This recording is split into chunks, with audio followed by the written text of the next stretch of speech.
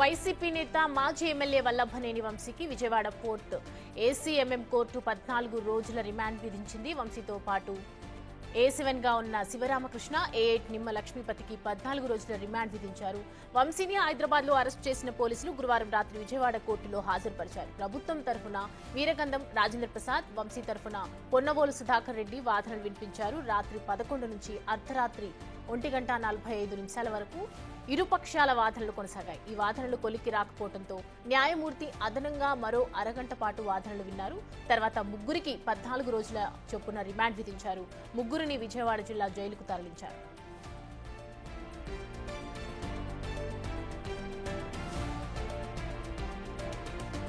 మరోవైపు వల్లభనేని వంశీ రిమాండ్ రిపోర్టులో పోలీసులు కీలక అంశాలు వెల్లడించారు.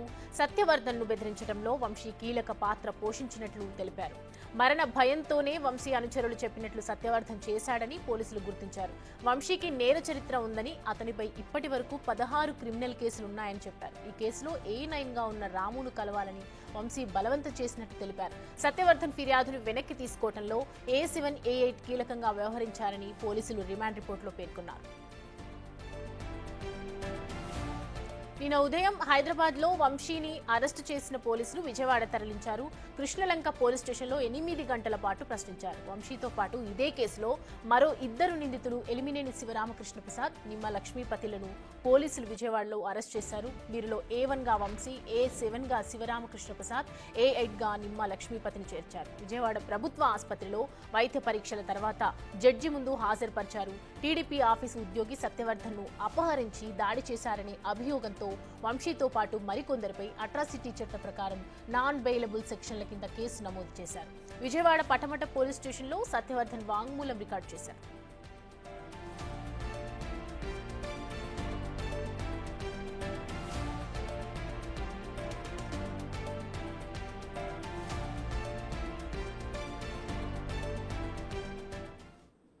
ఈ అంశానికి సంబంధించి పూర్తి అప్డేట్స్ మా ప్రతినిధి అమరావతి నుండి శివ అందిస్తారు. శివ, 14 రోజుల రిమాండ్ విధించింది కోర్టు వంశీకి, అలాగే శివరామకృష్ణ అలాగే A8 గా ఉన్నటువంటి లక్ష్మికి. సో ఇప్పుడు మనం సత్యవర్ధన్ ఎవరిదైతే తీసుకున్నామో నిన్న తమ్ముడు కిరణ్ కానివ్వండి, సత్యవర్ధన్ కానివ్వండి, ఇంటి దగ్గర అవైలబుల్ లేరు అని చెప్పారు. సో ప్రజెంట్ వాళ్ళ సిచ్యువేషన్ ఏంటి? వాళ్ళ అట్రాసిటీ కేసు కింద వాళ్ళని ఇది కూడా అడిగారు, క్యాస్ట్ సర్టిఫికేట్ సంబంధించి. సౌమ్య, మొత్తం మీద చూసుకుంటే వల్లభనేని వంశీ వ్యవహారం నిన్న ఉదయం హైదరాబాద్లో అరెస్ట్ చేసిన దగ్గర నుంచి అర్ధరాత్రి 4 గంటల వరకు కూడా క్షణక్షణ హైడ్రామా కొనసాగింది. మొత్తం మీద వల్లభనేని వంశీని SC ST కేసు, కిడ్నాప్ కింద కూడా అరెస్ట్ చేసిన పరిస్థితి, అంటే బెదిరింపులకు పాల్పడిన సెక్షన్ల కింద ఆయన నిన్న అరెస్ట్ చేసిన పరిస్థితి కనిపించింది. ఉదయం హైదరాబాద్ నుంచి తీసుకొచ్చి 12 గంటల సమయంలో కృష్ణలంక పోలీస్ స్టేషన్లో దాదాపుగా 8 గంటల పాటు విచారించి 9 గంటల సమయంలో ప్రభుత్వ ఆసుపత్రికి తీసుకెళ్లి 10:30-11 గంటల సమయంలో న్యాయమూర్తి ఎదుట హాజరుపరిచేందుకు కోర్టు తీసుకొచ్చారు. వాదోపవాదాలు అర్ధరాత్రి 1:30 వరకు కూడా కొనసాగాయి. ఒక దశలో రేపటికి వాయిదా వేస్తానని చెప్పి న్యాయమూర్తి చెప్పినప్పటికీ వినాలని చెప్పి పోలీసులు అలాగే న్యాయమూర్తులు సూచనతో వాదనలు కొనసాగించి ముగ్గురికి 14 రోజుల పాటు రిమాండ్ విధించిన పరిస్థితి కనిపించింది. అయితే ఈ కేసులో వాదనలు జరిగిన సమయంలో అనేక ఆసక్తికరమైన అంశాలను ఇటు పొన్నవోలు సుధాకర్ రెడ్డి కానీ లేకపోతే ఇటు రాజేంద్ర ప్రసాద్ కానీ ఇద్దరు కూడా చాలా బలంగా వినిపించిన పరిస్థితి కనిపిస్తోంది. సత్యవర్ధన్ని బెదిరించి బ్లాక్మెయిల్ చేసి చంపుతానని బెదిరించి ఇదే కోర్టు కాంప్లెక్స్లో వంశీకి సంబంధించిన అనుచరులు కారులో తీసుకొచ్చి బలవంతంగా న్యాయమూర్తి ఎదుట వాంగ్మూలం ఇప్పించారని చెప్పి టీడీపీ తరపున, అంటే ప్రభుత్వం తరపున వాదనలు వినిపించారు. అయితే పొన్నవోలు మాత్రం ఇదే అంశానికి సంబంధించి లేదు, ఈ కేసులో వాస్తవం లేదు, తన తప్పు తాను తెలుసుకొని నిజాలు చెప్పేందుకే న్యాయస్థానం ఎదుటికి వచ్చారని చెప్పి పొన్నవోలు వాదనలు వినిపించారు. ఇరు వర్గాల వాదనలు దాదాపుగా సుదీర్ఘంగా 2 గంటల పాటు కొనసాగిన పరిస్థితి కనిపించింది.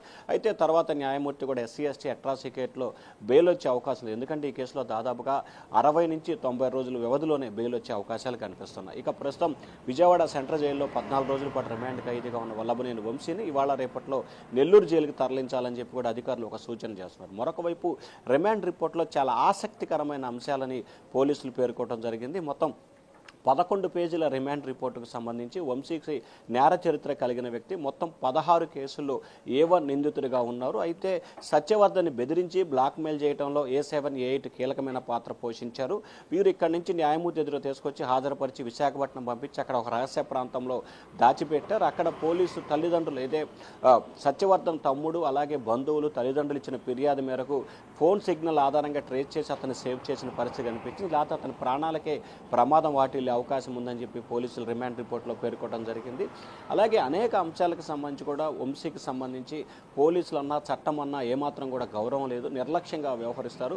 ఏమాత్రం కూడా పోలీసుల విచారణకు సహకరించిన దాఖలాలో ఈరోజు ఉదయం నుంచి ఇప్పటివరకు 8 గంటల పాటు విచారించిన ఏ అంశానికి సరైన సమాధానం చెప్పకుండా ఇబ్బందులు పాల్చేసే ప్రయత్నం చేశారని చెప్పి పోలీసులు రిమాండ్ రిపోర్ట్లో పేర్కొనడం జరిగింది. ఈ రిమాండ్ రిపోర్ట్ను బేస్ చేసుకొని కూడా వెంటనే రిమాండ్ విధించిన పరిస్థితి అయితే కనిపించింది. చూడాలి ఈరోజు ఈ అంశానికి సంబంధించి వంశీ తరపు న్యాయవాదులు బెయిల్ పిటిషన్ దాఖలు చేయబోతున్నారు. ఇటు ప్రభుత్వం తరపున అంటే ఏదైతే పోలీసులకు సంబంధించి కూడా కస్టడీకి కావాలని చెప్పి మరొక పిటిషన్ దాఖలు చేసే అవకాశాలు కనిపిస్తా ఉన్నాయి. సౌమ్య, శివ, వల్లభనేని వంశీని అరెస్ట్ చేసినటువంటి నేపథ్యంలో నిన్న ఏపీలో కొంచెం కలకలమే రేగిందని చెప్పొచ్చు.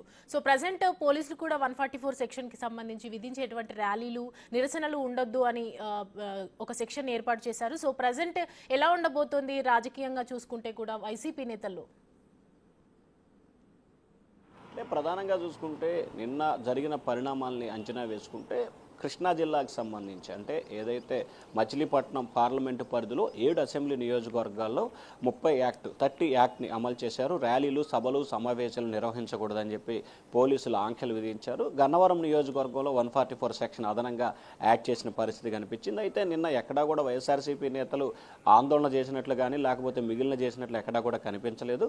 వైఎస్ఆర్సీపీ ముఖ్యమైన నేతలు మీడియా సమావేశం పెట్టారు. మరికొంతమంది ముఖ్యమైన నేతలు లేళ్ల అప్పిరెడ్డి, అంబటి రాంబాబు లాంటి నేతలు డీజీపీని కలిసి ఫిర్యాదు చేసే ప్రయత్నం చేశారు. సో ఇటువంటి పరిణామాలే జరిగిన ఎక్కడ కూడా ఎటువంటి అవాంఛనీయ సంఘటన జరగకుండా ముఖ్యంగా ఉమ్మడి కృష్ణా జిల్లా ఇటు విజయవాడ సిపి కావచ్చు అటు కృష్ణా జిల్లా ఎస్పీ కావచ్చు ఇద్దరు కూడా పూర్తిస్థాయిలో సమన్వయంతో ఉమ్మడి కృష్ణా జిల్లా పరిధిలో అన్ని నియోజకవర్గాల్లో భారీ స్థాయిలో బందోబస్తు ఏర్పాటు చేశారు. ఎక్కడ ఎటువంటి అవాంఛనీయ సంఘటన జరగకుండా బందోబస్తు కూడా ఏర్పాటు చేశారు. ముఖ్యంగా గన్నవరం నియోజకవర్గాన్ని హై అలర్ట్గా ప్రకటించిన పరిస్థితి కనిపిస్తుంది. ఎందుకంటే గన్నవరం నియోజకవర్గానికి సంబంధించి 14, 19, 24 3 చోట్ల అక్కడి నుంచి పోటీ చేశారు. 2 సార్లు గెలుపొందిన నేపథ్యంలో ఆ నియోజకవర్గంలో కొంత సత్సంబంధాలు ఎక్కువగా ఉంటున్న నేపథ్యంలో కూడా అక్కడ ఎటువంటి అలజడు లేకుండా చాలా అప్రమత్తంగా పోలీసులు అయితే వ్యవహరిస్తున్న పరిస్థితి కనిపిస్తూ ఉంది. అయితే వైఎస్ఆర్సీపీ శ్రేణులకు సంబంధించి కూడా ఒక ఆసక్తికరమైన అంశంగా ఉంటుంది.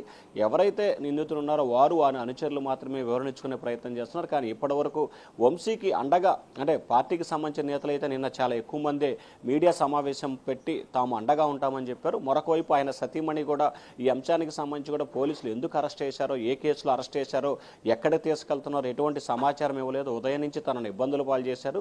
ఈ అంశానికి సంబంధించి నేను ఏపీ హైకోర్టును ఆశ్రయిస్తాను. రేపు హైకోర్టులో అంటే ఈరోజు ఏపీ హైకోర్టులో పిటిషన్ వేస్తాను. ఖచ్చితంగా హైకోర్టులో తనకి న్యాయం జరుగుతుందని నమ్మకం ఉందని చెప్పి ఆమె అయితే ఆశాభావాన్ని వ్యక్తం చేశారు. Soumya, thanks for the update Shiva.